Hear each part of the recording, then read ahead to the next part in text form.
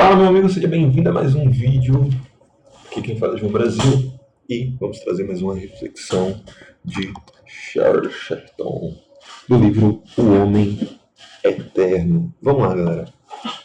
Então, hoje eu estava fazendo minha reflexão diária com base nas páginas que eu estava lendo e eu quero trazer uma frase para vocês e depois refletir um pouquinho mais sobre ela, tentar trazer à luz da experiência pessoal, que é uma das coisas que o próprio Chesterton faz muito. Ele tenta, na medida do possível, retirar os aparatos não, as visões de, de ideologia ou religião no sentido mais simplório da palavra e tentar estabelecer o máximo possível uma visão simples, realista, com base na própria vida comum, entende? Então, ele tenta tirar, ele tira, em certa medida, como se fosse, por exemplo, eu explicar certas coisas com dogmas. E eu começo a explicar as coisas com base em coisas mais simples, como, por exemplo,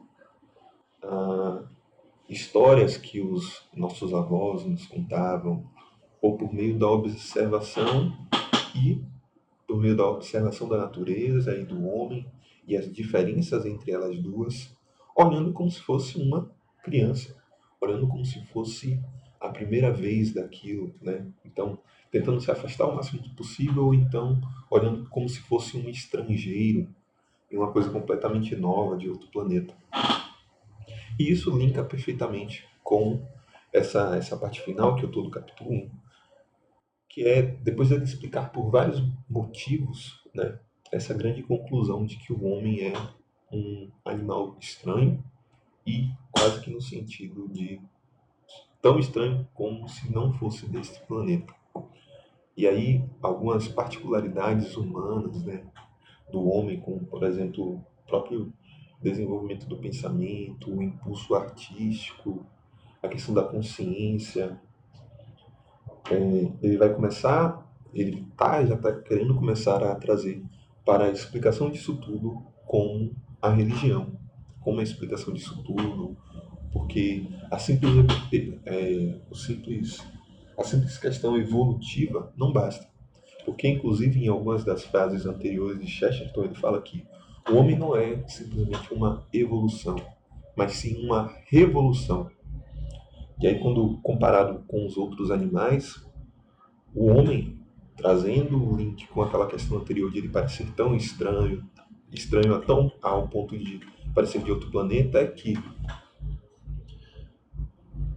nós, quando vamos para a caverna, por exemplo, nós podemos ver muito bem a pintura de um homem lá gravando, né, pintando um cervo.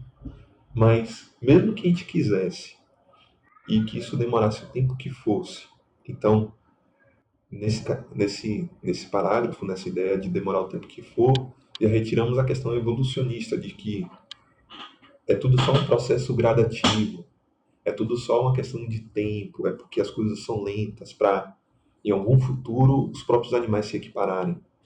Fecha parênteses, né? Então, mesmo que a gente cavasse mais fundo, nunca veríamos uma rena pintando um homem, porque isso não está na própria natureza da rena, que existem bilhões e bilhões de séculos e o homem ele é muito diferente dos animais comuns. Isso está explicado até na própria Bíblia, né?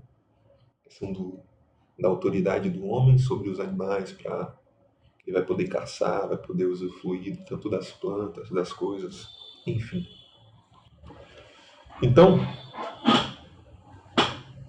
fechada essa primeira introdução, explicação, eu vou vir para a frase que eu acredito que, de certa maneira, eu já falei, mas que eu queria trazer para vocês, que é assim: a verdade mais simples sobre o homem é que ele é um ser muito estranho, quase no sentido de ser um estranho na Terra.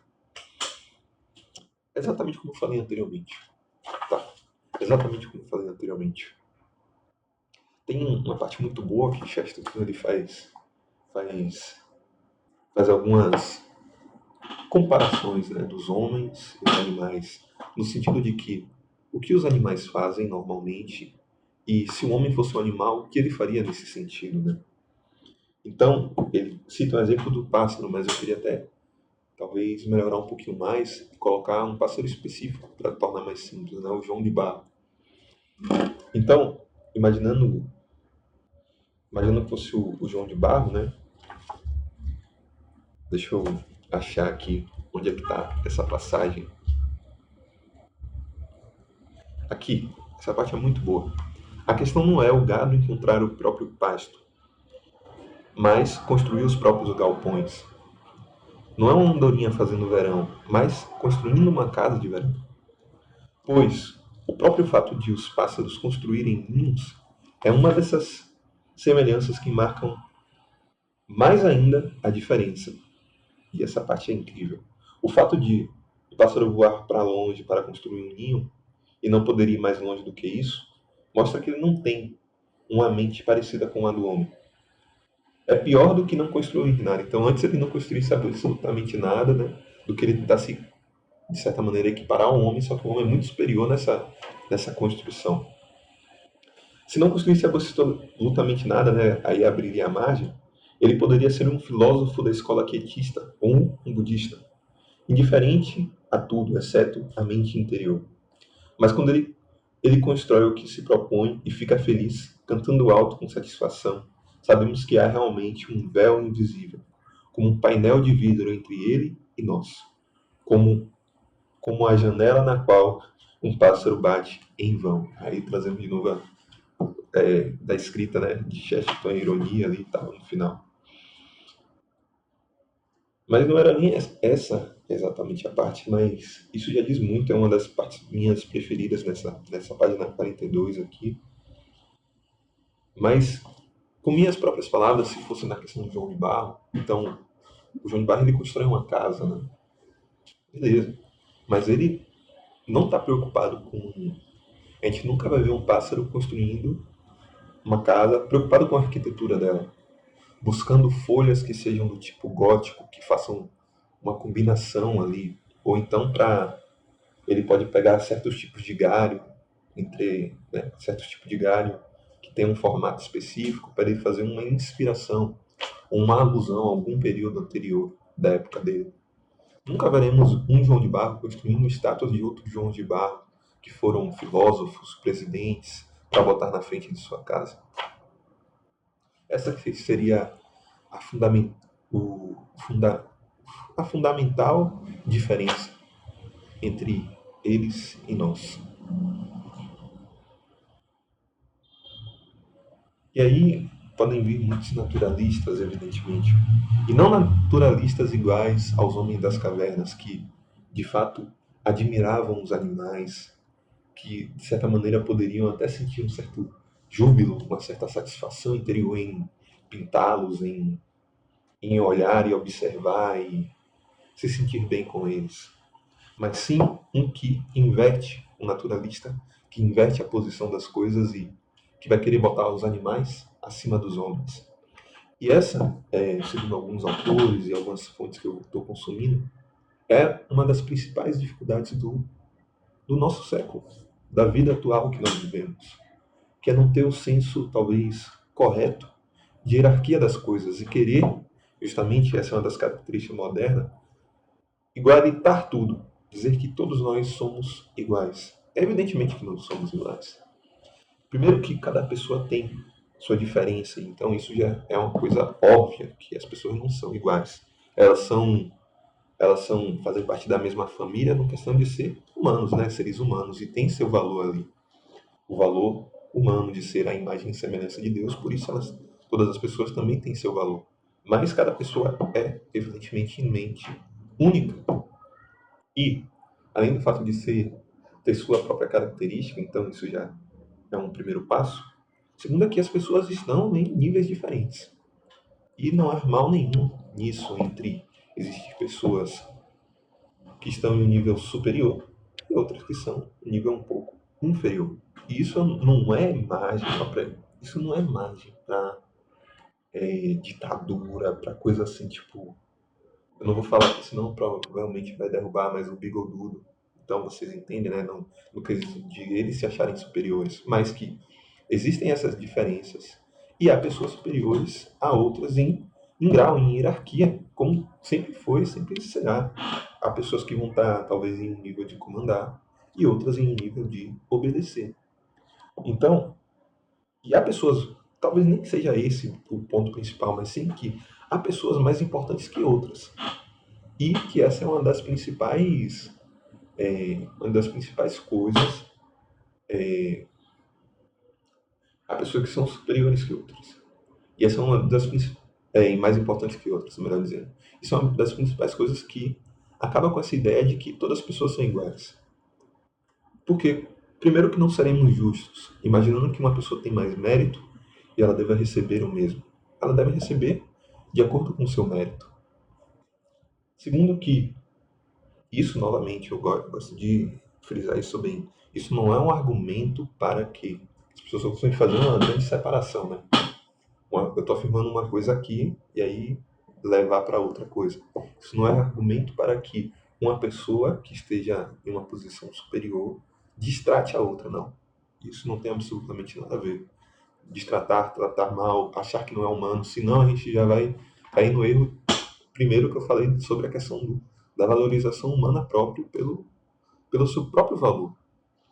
Né? Se uma pessoa sã e olha para outra pessoa, sã, em sã consciência, assim, entende que ela é diferente, obviamente, dela, porque ela não sou eu, mas existe um valor ali, porque ela é outra pessoa e ela parece comigo.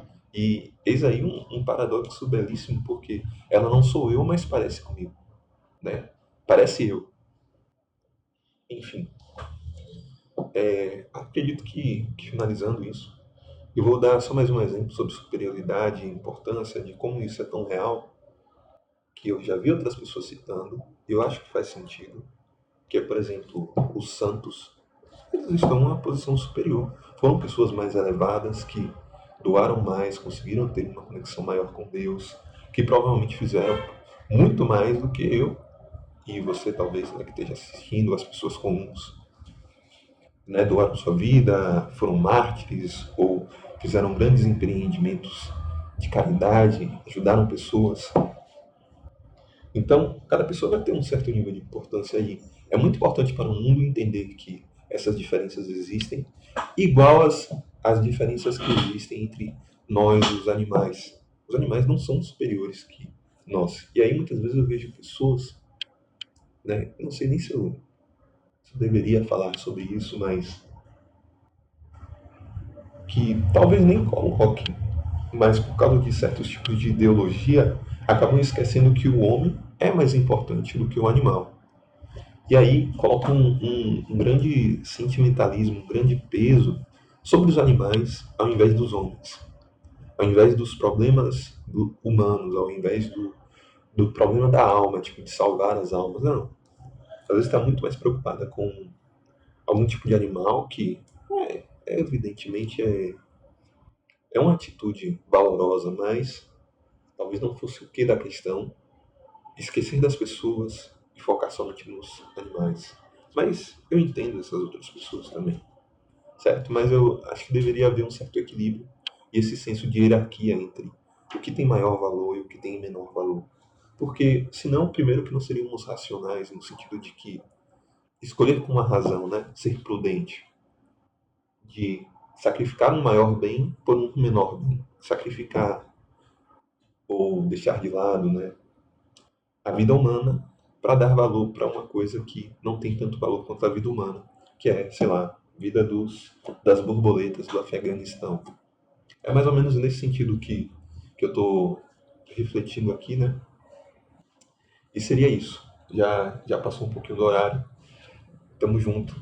Cada vídeo vai melhorando um pouquinho mais. Não tá naquelas coisas, mas eu, graças a Deus, eu tô feliz, eu tô satisfeito por gravar mais um vídeo.